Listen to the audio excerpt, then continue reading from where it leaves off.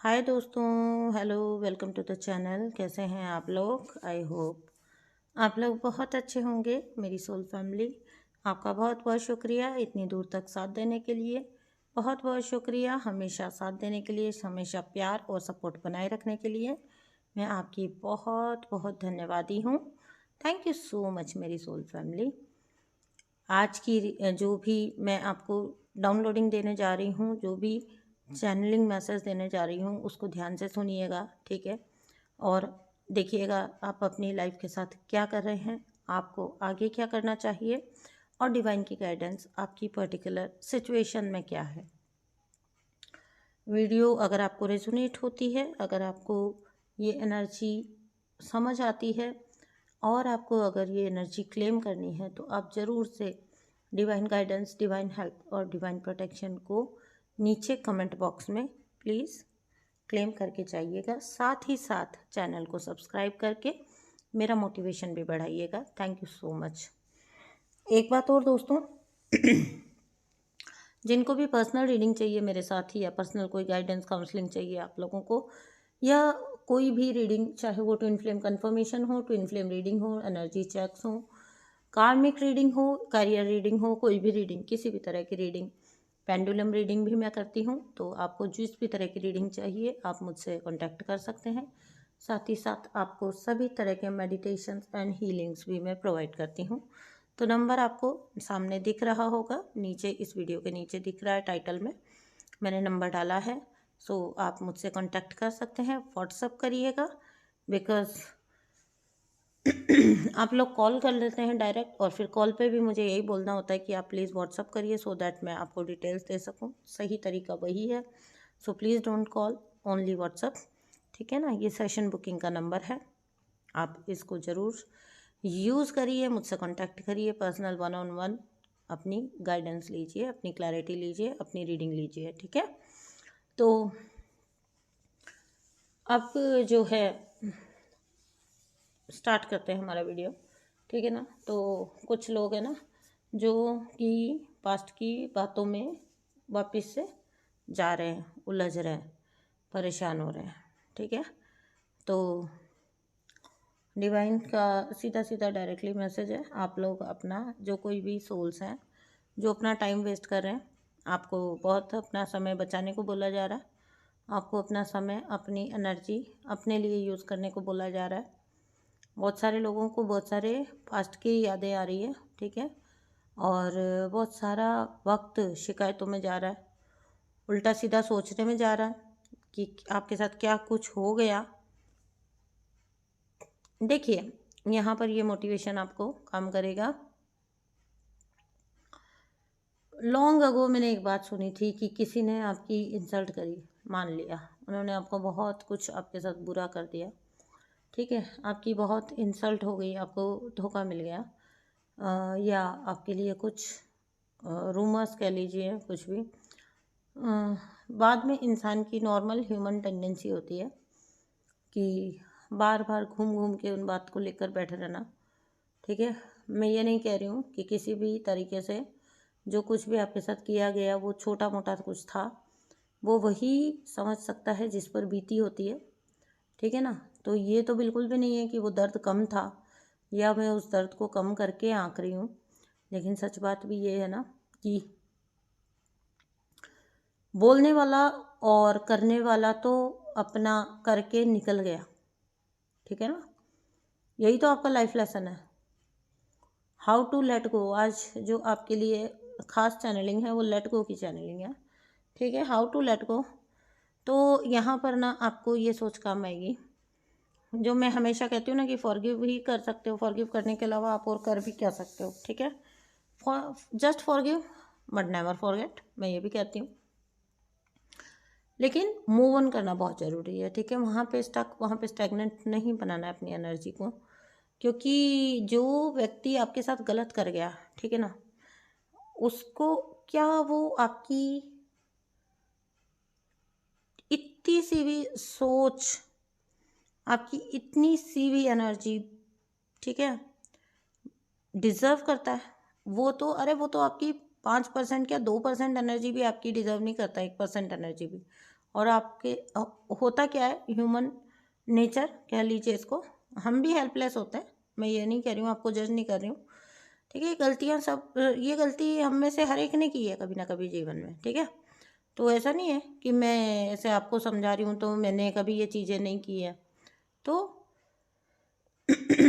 वो पर्सन जो आपका मतलब जो बिल्कुल ही जिसका ज़ीरो वैल्यू होना चाहिए इंसान का, जिस पर आपने यकीन किया, जो आपको दर्द दे गया, तकलीफ़ दे गया, आपको दुख दे गया, आप तो अपनी जगह पर सही थे, ठीक है। आप रिश्ते में ईमानदार थे, आपने सच्चाई से किया, आपने जिम्मेदारी भी ली, रिस्पॉन्सिबिलिटी भी ली, आपने ईमानदारी ऑनेस्टी भी रखी। अब हो क्या गया, रोना भी आपके ही हिस्से में आया, ठीक है। सफरिंग भी आपके ही हिस्से में आई। ऐसा क्यों भाई? सब कुछ सही करते हुए हम अपनी तकदीर में आंसू क्यों लिख लें? उसने धोखा किया क्योंकि ये उसका सच है, ठीक है। एक सेकंड, पता नहीं क्या डिस्टरबेंस पा रही है।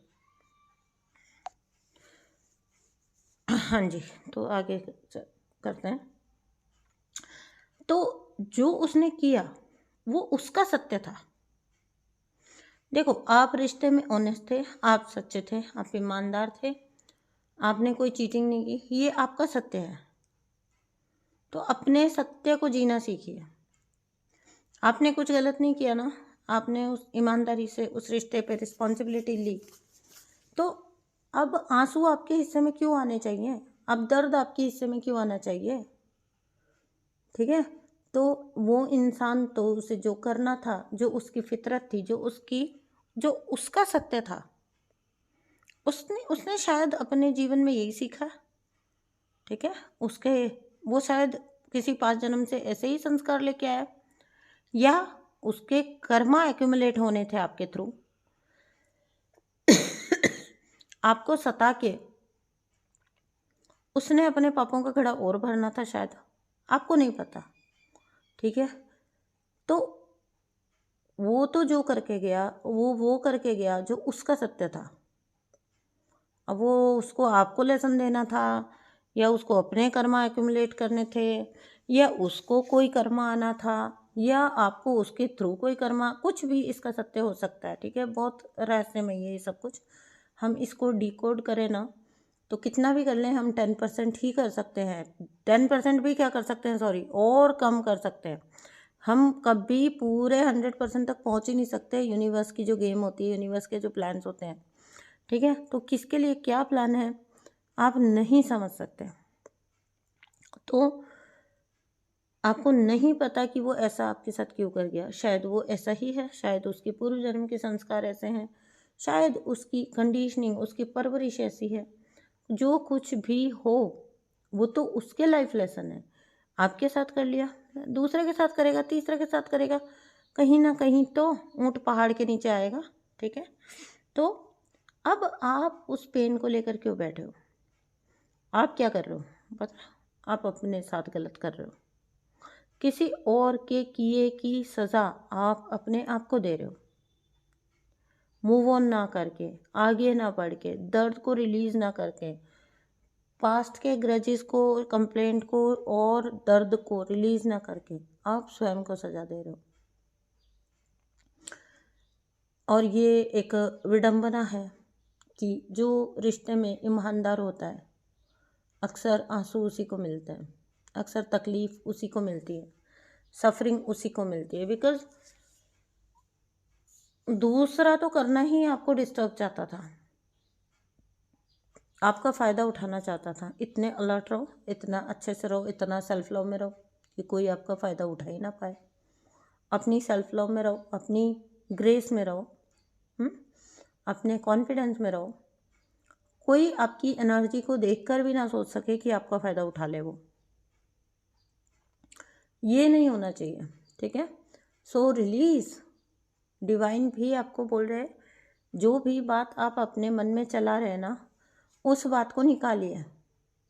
उसके लिए कोई स्थान नहीं है। जब नया बहुत कुछ आना है तो पुराने को जाना ही पड़ेगा।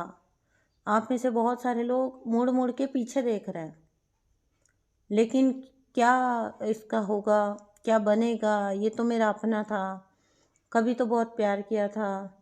अरे जाने दीजिए ना, प्यार हमेशा दो तरफा होता है, फीलिंग हमेशा दो तरफा होती है और रिश्ता हमेशा दो तरफा होता है। एक तरफा एक एक एक टायर पे बाइक चला के बता दो, एक टायर पे गाड़ी चला के बता दो आप लोग, तो एक एक टायर पे अगर गाड़ी नहीं चल सकती है ना, तो एक इंसान के ऊपर कभी रिश्ता नहीं चल सकता।